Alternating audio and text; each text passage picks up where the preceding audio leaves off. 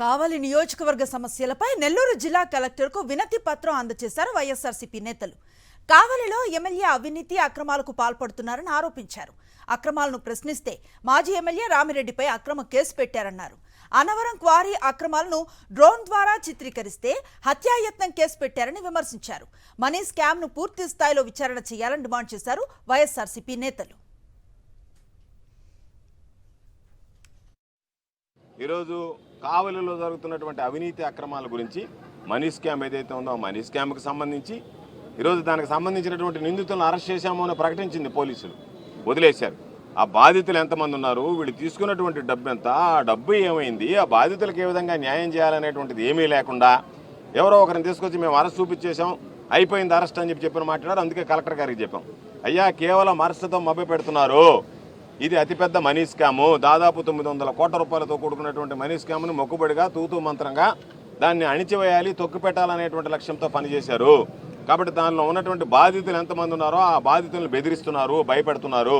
వాళ్ళందరూ బయటకు వచ్చి చెప్పుకునేటువంటి పరిస్థితులు లేరు.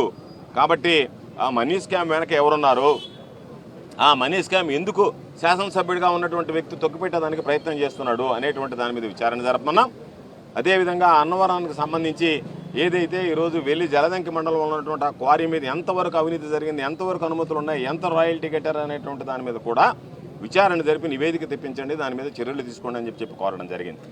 ఎమ్మెల్యే గారు రామిరెడ్డి ప్రతాప్ రెడ్డి గారి మీద పెట్టినటువంటి ఒక అక్రమ కేసు అంటే కేవలం ఆయన అక్కడ ఒక ఇల్లీగల్ మైనింగ్ జరుగుతూ ఉంది, దాన్ని బయటకు తీసుకురావాలన్న ఆలోచనతో రామిరెడ్డి ప్రతాప్ కుమార్ రెడ్డి గారు ప్రయత్నించినప్పుడు ఆయన మీద పెట్టినటువంటి అక్రమ కేసు కానీ అది కూడా 307 అంటే హత్యాయత్నం కేసు పెట్టడం, దాని మీద కూడా యాంటిసిపేటరీ బెయిల్ తీసుకొని వస్తారన్న ఆలోచనతో మళ్ళీ SC/ST సెక్షన్స్ యాడ్ చేయడం.